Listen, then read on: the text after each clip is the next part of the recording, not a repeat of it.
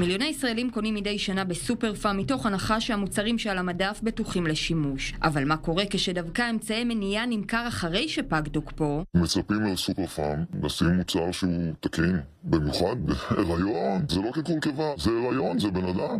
יוד ומם, זוג דתי בשנות ה-40 לחייהם והורים ל5 ילדים, מספרים כי רכשו אמצעי מניעה מסוג VCF בסניף סופר פארם בגני תקווה. רק לאחר השימוש, כך לטענתם, הבחינו שפג תוקפו של המוצר שנמכר להם. וזמן קצר לאחר מכן גילתה האישה שהיא בהיריון. רק לפני 2-3 גיליתי בעצם על ההיריון. לפני זה חשבתי שזה רק כאבים, ואני כאילו מסתכלת סתם על האריזה וזה, פתאום אני רואה שהתאריך זה 7/25, אני אומרת, מה 25? זה נכון? זה אמיתי? עבור בני הזוג, ההיריון הבלתי מתוכנן הפך בן רגע למציאות מורכבת. הם מספרים כי גם כך הם מתמודדים עם קשיים כלכליים, ומנגד, בשל אמונתם הדתית, הפלה כלל אינה אפשרית מבחינתם. אתם לא יכולים להתנהל, יהיה בסדר, עשו הפלה. לא, זה לא בסדר, יש מגזרים שזה לא בסדר, לנו זה לא בסדר בכלל. כאילו הפלה זה משחק ילד. אני חושב על בית דין של מעלה, אני בן אדם דתי, אני אומר, רגע, יגידו לי, לא יגידו, יש עד 40 יום שאולי מותר, את יודעת, כל מיני עניינים הלכתיים. מה אני נכנס לפסיקות כאלה? אבל נראה שהסיפור גדול הרבה יותר מהמקרה האישי שלהם. בתיעוד שהגיע לידי i24 News נראים על מדפי הסניף אמצעי מניעה נוספים שפג תוקפם. באנו לבדוק את ה-VCF היום. 26, בואו נראה את התאריכים.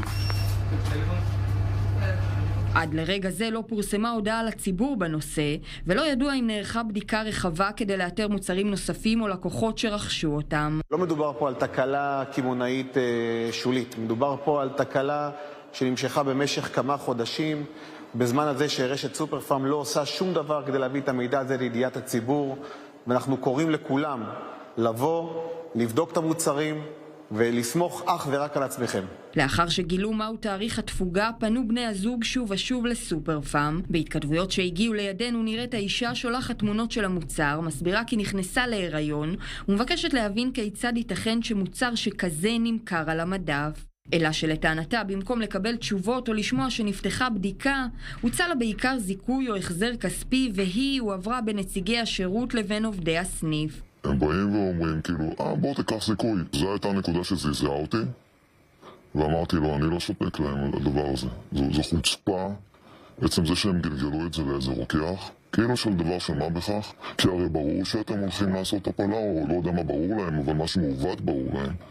ההתעלמות הזאת היא אטימות מטורפת, זו טראומה. כעת החליטו בני הזוג לעבור למישור המשפטי. המקרה הזה מצריך ומחייב את רשת סופר פארם לתת פה את הדין בצורה הגבוהה ביותר. אנחנו הגשנו אתמול מכתב התראה לפני תביעה ייצוגית, כי מדובר פה על מקרה שהוא יותר מאשר מקרה בודד אישי. מדובר פה על תביעה במאות אלפי שקלים. עבור יוד ומם את המציאות שנוצרה כבר אי אפשר לשנות, אבל מבחינתם השאלה כבר מזמן אינה רק מה קרה להם, אלא איך ברשת הפארם הגדולה בישראל הגיעו אמצעי מניעה שפג תוקפם למדפי החנות, והאם יש לקוחות נוספים שרכשו אותם מבלי לדעת זאת. זו תגובת רשת סופר פארם. מדובר במקרה נקודתי וחריג של יחידה אחת שנמכרה בסניף המדובר. עם קבלת התלונה הוסרו באופן מיידי הפריטים מהמדף. יודגש כי מדובר בפריט היחיד מסוג זה שנמכר בסניף. במהלך התקופה הרלוונטית המקרה הזה טופל באופן מיידי מול הסניף, והנהלים חודדו. עד כאן העניין הזה.